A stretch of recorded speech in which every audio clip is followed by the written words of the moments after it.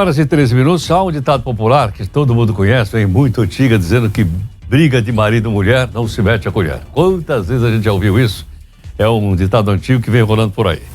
Mas o que é que os nossos códigos dizem a respeito disso?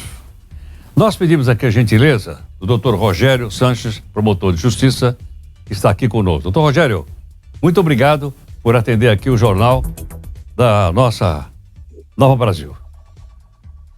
Eu que agradeço o convite, é um prazer, estou à disposição para esclarecer eventuais dúvidas. A dúvida é o seguinte, Rogério, muitas vezes isso acontece mais em condomínios verticais, em prédio. Há uma briga no apartamento do lado entre o marido e a mulher, o homem e a mulher, enfim, são duas pessoas. Eu digo, bom, eu não vou me meter, é um problema lá da casa deles, eu não vou me meter com isso.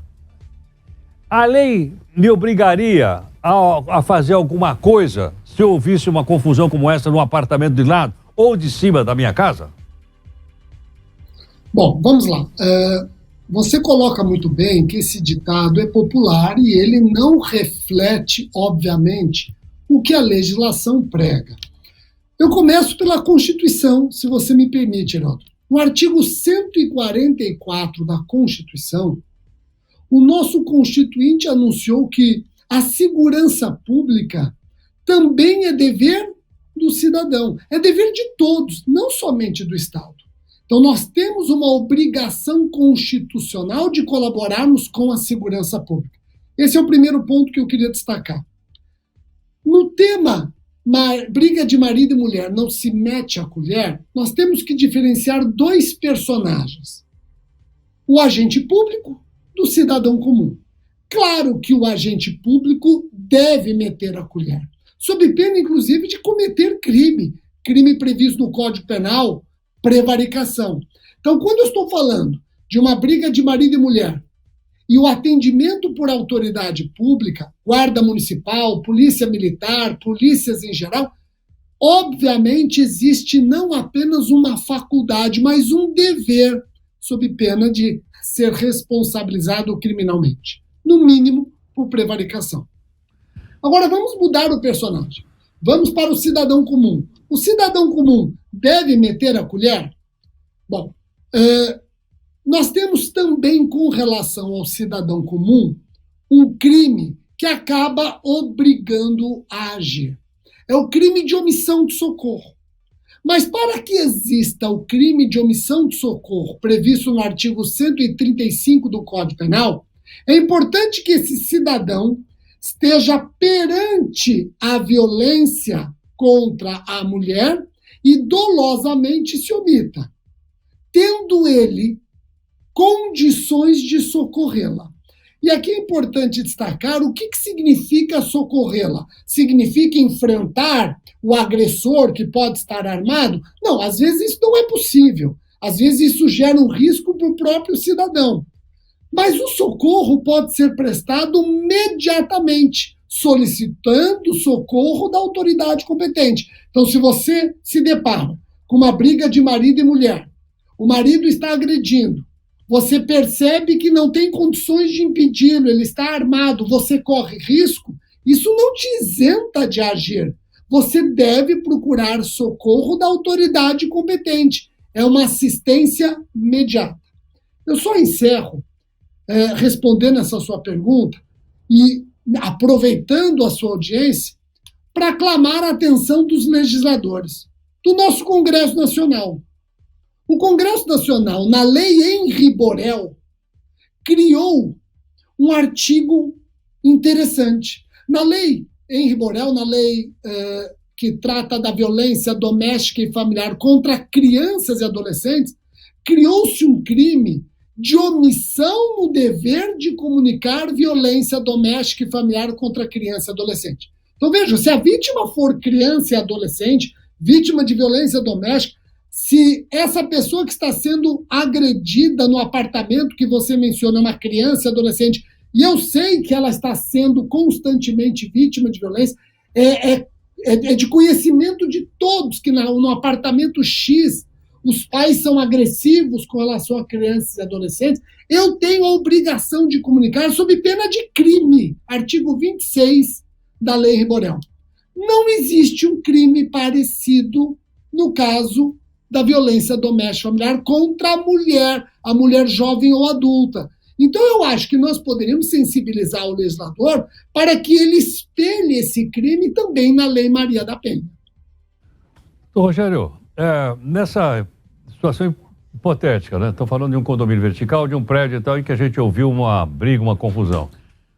Qual é o papel do síndico numa situação como essa? Ele tem que ser avisado também? Ele também é responsável? Como é que é?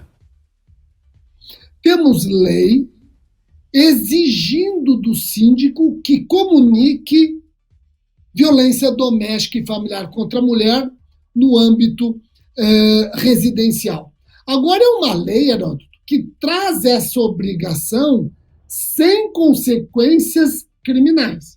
Eu não estou aqui defendendo que o direito penal deve intervir, que o direito penal ele é importante, que o direito penal, sem o direito penal, você não consegue mudanças sociais. Não é isso. Mas, nesse caso, é alarmante a estatística de omissão dos síndicos. Inclusive, os síndicos não gostaram desta lei que os obriga a comunicar violência doméstica e familiar contra a mulher, porque há uma natural inércia à omissão desse síndico. Com esta lei, eles têm a obrigação de comunicar, mas sem responsabilidade penal em caso de omissão. E sabendo que a violência contra a mulher, ela chega a patamares alarmantes, sabemos que o ambiente doméstico e familiar não é o porto seguro da mulher no nosso país, como em outros tantos países. Então, eu acho que o síndico ele deveria ser conscientizado de que a sua omissão poderia gerar consequências mais graves. Então, essa omissão do síndico poderia vir acompanhada, pelo menos, de uma multa. Eu acho que até esse ditado, quando diz que briga de marido e mulher não se mede a colher, é porque o pessoal às vezes briga hoje e amanhã estão de beijos, entre tapas e beijos. Aí eles voltam numa boa e ficam bravos com você porque você comunicou, ligou para a delegacia de polícia, chamou a polícia militar e por aí afora. Pois é, essa sua observação ela é muito importante e ela aparece quase sempre na justificativa daquele que se omite no dever de comunicar. Mas veja bem, Heródoto, a mulher, quando vítima de violência doméstica e familiar, ela se encontra num ciclo de violência onde esse tapas e beijos, eles fazem parte desse ciclo. Tudo começa, Heródoto, com insulto. Depois vem beijos. Em seguida, eu tenho a agressão física. Depois vem beijo. A agressão física se intensifica. Depois vem beijos. Até o dia que ela é vítima de feminicídio. E aí não há mais beijos. Porque essa mulher, num ciclo de violência, ela se encontra absolutamente capturada por este relacionamento. Estou falando daqueles casos clássicos de violência doméstica familiar contra a mulher, onde você tem uma mulher dependente, econômica, emocional, financeiramente do marido. Então, nesse caso, ela precisa de ajuda para romper esse ciclo de violência. E essa ajuda ela pode começar a partir do momento em que o síndico, percebendo que se trata de um apartamento onde o morador é useiro e vezeiro na prática desse comportamento, ele tem que comunicar. E aí deixa os órgãos, deixa a rede de atendimento concluir se aqueles beijos são ou não sinceros. Doutor Rogério, muito obrigado aqui pela participação no Jornal Nova Brasil. Muito grato. Obrigado. Nós que agradecemos ao doutor Rogério Santos, que é promotor de justiça. Daí.